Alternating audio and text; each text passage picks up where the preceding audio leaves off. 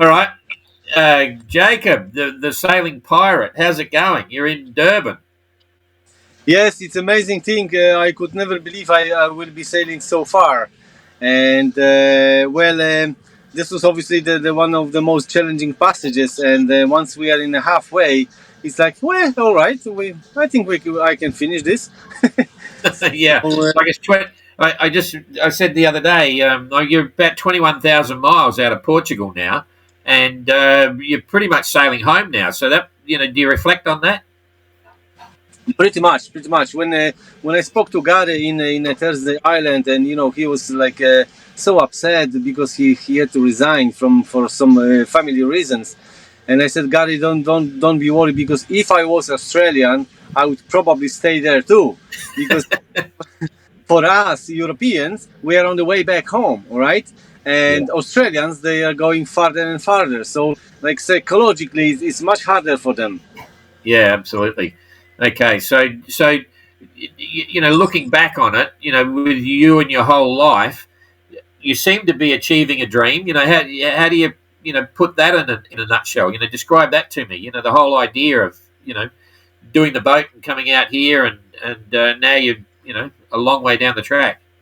Yes, it's a quite wide subject, and I think about this every bloody day, every evening, every sunset when I'm hand steering and admiring the environment around me. That's what I think about how the bloody hell happened that I have achieved my dreams. I thought it's never possible. I thought those things are only in the books or movies, and all of a sudden, I just live my life. It's amazing. Cannot be described in a shortly, But as I mentioned before, I never dreamt so far, because my dream when I was a kid, I had a dinghy, and my dream was to have a dinghy with the cabin, so I don't have to put the tent for the night. So and my dream was also to sail the sea. Like, close sea to us was Baltic Sea, quite cold and small. But yeah, if someone could let me sail on the sea, that was my dream. And so I went way beyond that, and believe or not, but I never sailed the Baltic. Yeah, exactly. Okay, so I mean, you're an inspiration to me. All of you are, but do you feel you're an inspiration to people? Does that sort of touch inside you? Yeah, I was never like actually predicting this is going to happen, but most of the places we come, we are quite well recognized, and the people are coming and saying, "Oh, you inspired me." So I get the colors on my face, and quite shy, because I never thought it's gonna be that big impact. But a lot of young people, they're coming, and wanted to chat, and they're saying they want to do the same. So every port we meet, the people, they really want to do the next MGR, but yourself, sometimes it's not that easy. Like of the 1,000 people they say I want to do, maybe 20 will do. So you, Yeah. you know you know yourself, and I remember your words that motivated me. Like when I was considering to enter, and my worry was, will I qualify for the race? And we all start kind of questioning you, like, how about if I build the boat and I'm not qualified? And your word was something like, do not be worried, because in this kind of adventure dreaming environment, so there's always very little people they succeed. Yeah, yeah, exactly. So, who was your inspiration? Like, obviously I've been inspired. You've been inspired by people. Who is there? Anyone to stand out, or anything that inspired you to, keep pushing? From the pioneers of sailing. Or anywhere, anything. What was your inspiration? Reading a book when the communism, you were still involved with communist, situation. Something must have inspired you. What were the things that inspired you? Well, my childhood was all about the water. It doesn't matter, what kind. So I was lucky to grow up around the kind of big water. So there was lots of sailors, but it was communist time. We never had like big sailing stuff. So, but obviously Moitessier and Robin Knox-Johnston, there are two characters. Robin Knox-Johnston is like gentleman of the seas, and the Moitessier is like top dreamer for me, and very emotional stuff. Um, But even if parents take me for the holidays to the mountains area, I was always looking for some like small river to hang out on. I was never interested in anything else than rather than the water. But obviously, and the nice thing is we are in Durban, and it might not look this way, but the Durban was stopped for the most of the epic voyages in the old times, like in Slocum era times. So, and I feel really touched to be in here, nearby to the former international jetty. And now I'm trying to organize a little bit of time to make my way to museum, because in museum there is the boat which Anne Stewart circumnavigating the world. It's an open boat, Challenger. Yeah, I didn't realise that it was in Durban. So that's where it is. His boat. Yes, thanks to Graham Cox who sent the message that.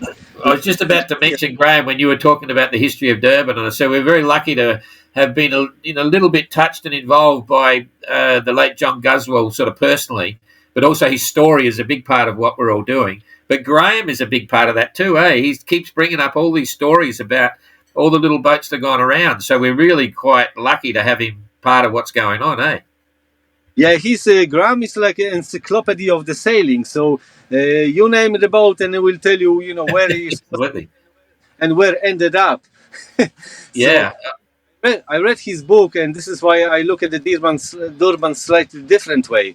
I'm trying to picture what was in those days without the electronics, how the sailors managed to get into the river, that far, and avoid all the kind of shallow places, and wait for the good weather window, and approach the locals, how they describe the weather window, how it turns, and they said, yeah, it always turns.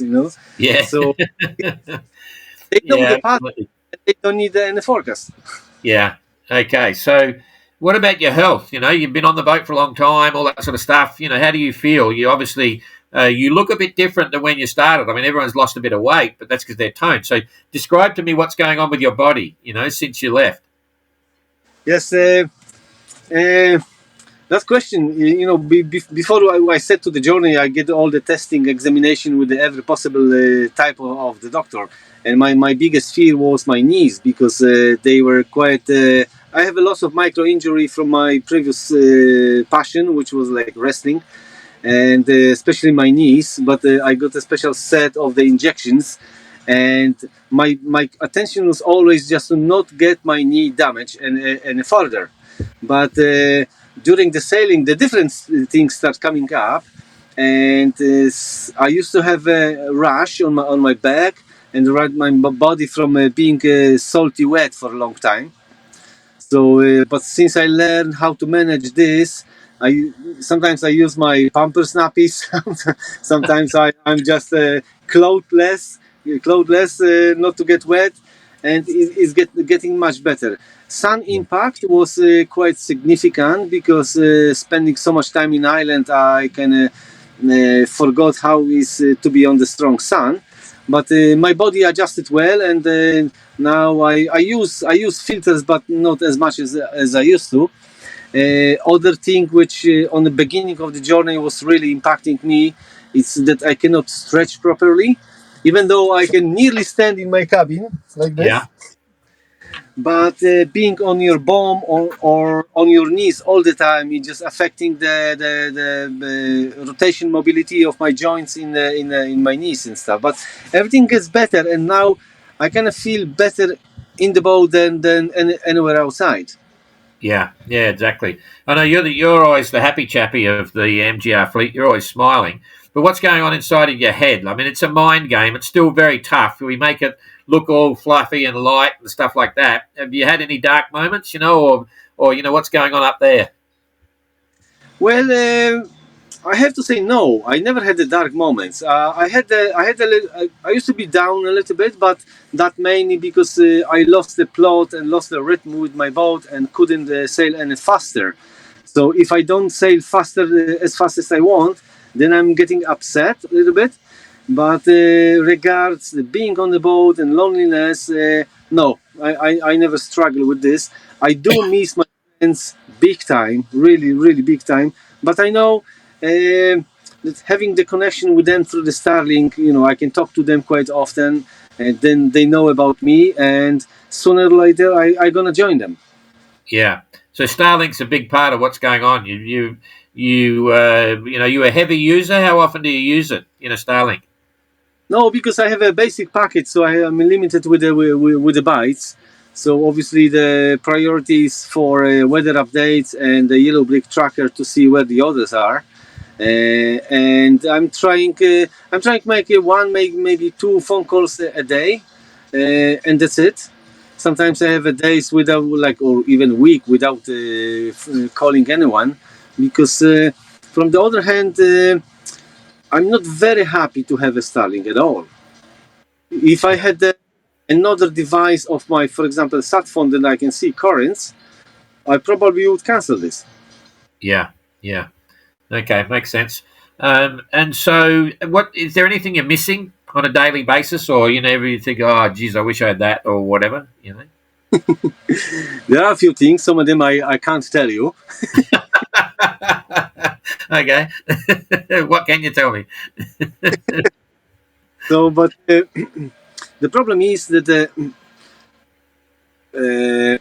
I never had I'm never very rarely I had the feeling that I have now in my life, and the feeling is I'm in my world, Yeah, and the fear is what's gonna be when I come back. So will I be able to adjust back to the landman life? I hope that my passion to be with the friends will help a lot, and I already have a lot of projects planned. What I'm going to do when I come back, but the fear of adventure to be finished grows in me bigger and bigger every port. yeah. I don't think it ever will. Life is an adventure. You're going to find new things. It's easy to see. That's what I'm So, hoping. yeah, yeah. Do you ever feel like you're missing out on something? Like you're missing out on the time with family, friends, or doing something simpler, or do you ever think does that ever hit you that you're missing out on something? I'm missing the feeling of missing something. Yeah. Hang on, let me think about that. Yeah, okay. So So you're happy I, with life? I hope that when joining the journey, I hope that I'll be really in position of struggle to talk to someone, be really lonely for a long time, and kind of never experience this in a full scale. Because even in the Pacific, I was too busy to be happy of what I'm experiencing.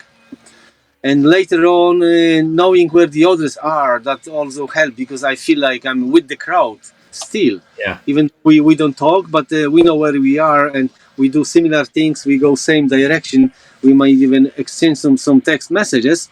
But yeah, that's maybe I should go to Antarctica and lock myself in a 3x3 room for a year.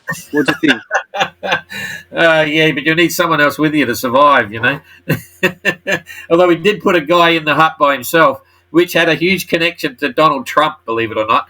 His first wife, he was the Austrian ski instructor that got her out of the communist bloc. Anyway, long story. We put him in a box by himself, and he lost the plot. Anyway, that's another story. Okay, so what is there one moment since you started building the boat until now that you would call your happiest moment associated with the GGR? Is any standout?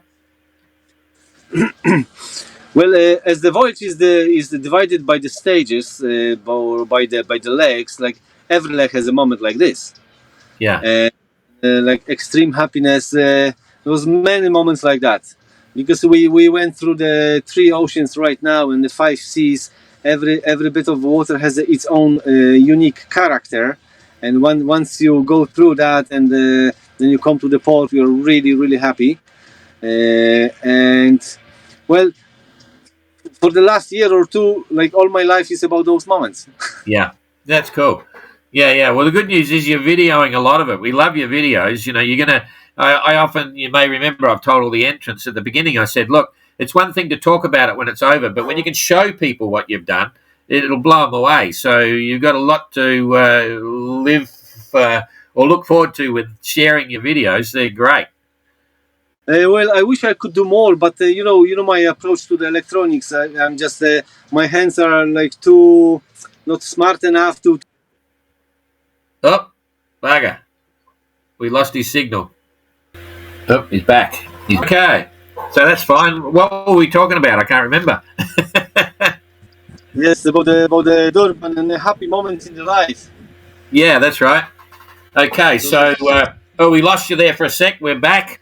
We're talking about happy moments in life. How many were there? Oh, many, many, many, many. Every place has some happiness, bigger or smaller.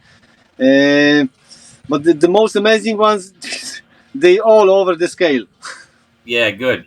Okay, So so if you had a magic wand and you could change one thing about the MGR, what would it be? What would you change about the event? I don't know if I'd change anything. Yeah, I mean, I would like probably if we go many more if we do the restarts together, because those moments are always very happy if we all the fleet can start together and we are together for a long time. That would be nice thing, I think. yeah. No, it makes sense. Would you recommend the whole idea of the MGR, like building a boat, sail around the world? Would you recommend it to people? Definitely. But I would like to say I would recommend to the people to follow the dream and never give up. This is my recommendation. If you like to sail, buy the boat and sail. If you like to build a boat and sail. So everyone has a different approach to sailing. My one was to build a boat was one of the very important things that I really wanted to do.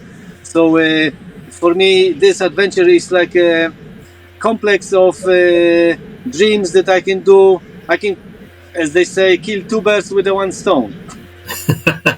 Did you ever get to a point where you thought, what am I doing? Bugger that. I'm just going to finish the boat and sail around the bay, sell the boat and go buy a car or something? Yes, when I was building the boat and lots of sanding, so I was just, sometimes I spoke to Adam, he was doing same jobs in England, and Adam say, oh, I always, when I have those moments, I think blue ocean, blue ocean, blue ocean. And then when we were on the blue ocean and those big waves and the weather, we start like getting known each other and getting managing the boat. So I was thinking like, oh, maybe it's not for me because I'm always a little bit scared. But no, let's make the decision when you get there. And every leg I'm getting better and better, and now I have no fear at all. I mean, the water is I never underestimate the water because this is the big power, but I have no fear about my boat, about my sailing skills.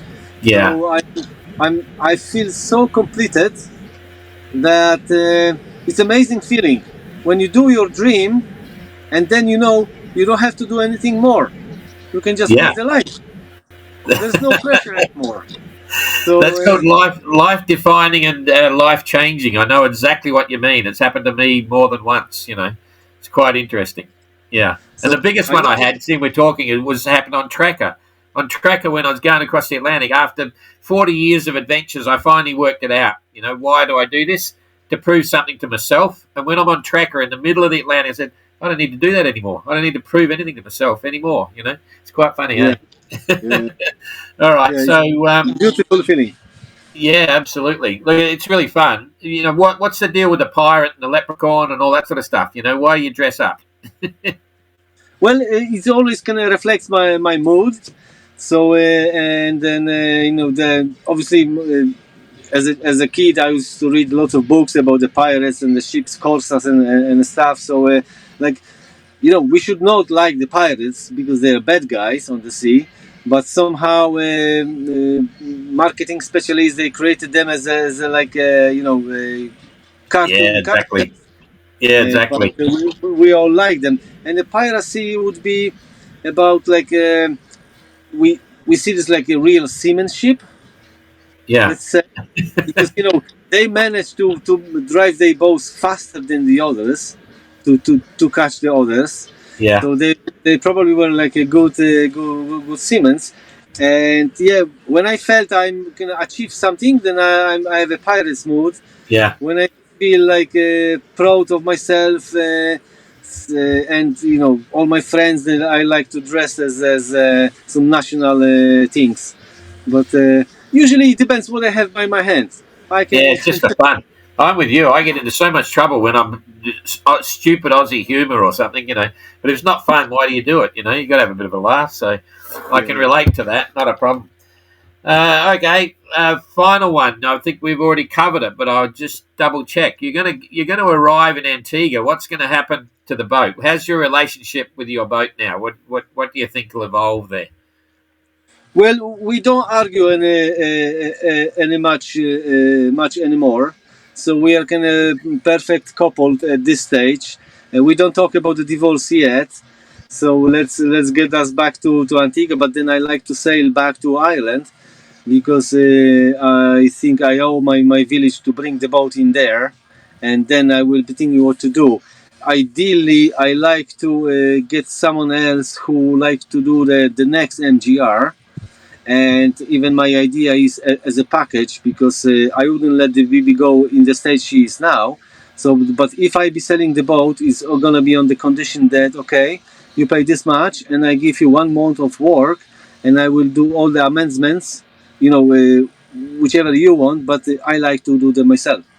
Yeah, good idea. Okay, so that's it. Thank you for chatting again, and we'll look forward to seeing you in Cape Town, Touchwood. Yeah. It's gonna be soon, I hope. Yeah, exactly. Okay, catch you later. Bye-bye. Thank you. Bye-bye.